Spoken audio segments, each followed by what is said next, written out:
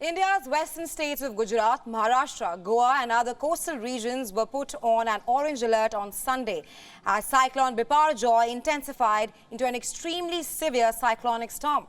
The cyclone is expected to pass between 200 and 300 kilometers from the coast of Gujarat, bringing thunderstorms and severe winds for the next 5 days. According to recent forecast by the Indian Weather Department, the storm is expected to move eastwards northern Gujarat coast.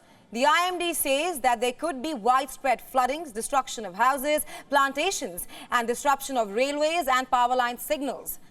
There has been a great deal of uncertainty over the path and strength of Cyclone Biparjoy since it began to form on June 6th. Experts claim that the storm rapidly intensified in the early days, and it has maintained its power because of a warmer Arabian Sea. The cyclonic storms gain more energy and moisture the longer it remains over the sea, making it more severe and destructive during the landfall.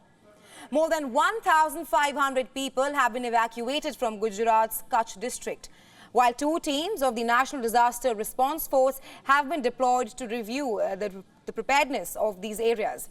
Now, this is the second major cyclone to hit Gujarat coast in 2 years, if the forecasts remain accurate.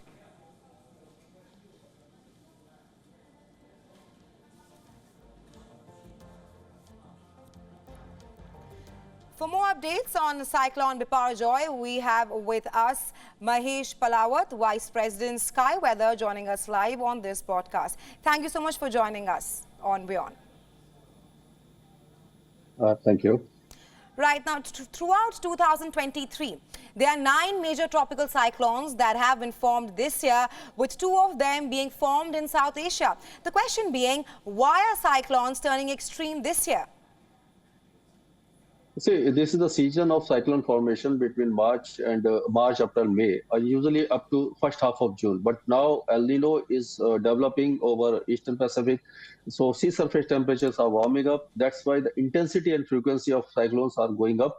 And we have seen the first cyclone in the Bay of Bengal, that is Mocha, that was also extremely severe cyclone. And now this particular cyclone, Biparjoy, has also intensified to an extremely severe cyclone. And although it may lose some of its intensity, but these cyclones are forming due to warmer sea surface temperatures, and we can say attribute it to the climate change and global warming. Yeah.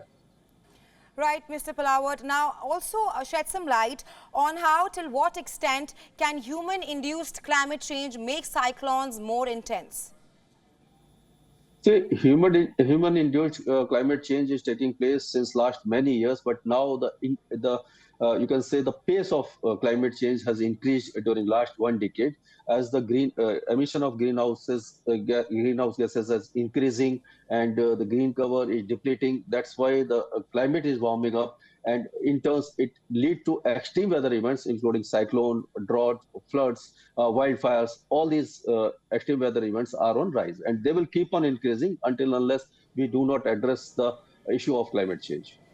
Absolutely. Yeah. Now, South Asia is also home to some of the poorest and the most vulnerable population in the world. What will it take for the developed world to accept their suffering and take the issue of climate justice more seriously as we speak? See, we have to educate, or we can say we have to educate, or you can say tell them that policymakers and the population about the suffering of Southeast Asia, and the financial support, the support for resilience, adaptation to climate change, and the resources to the transfer of technology resources, all should be there by the developed countries, and the financial support should be in the norm as the norm of the Paris meet, which they should honor it, and they should help the poorer countries to you can say adapt to climate change and mitigate the climate change impact. The greenhouse gases should be reduced. The renewable energy should be more viable and should be used, and you can say the petrol or diesel vehicles should be reduced, and we should change over to electric vehicles.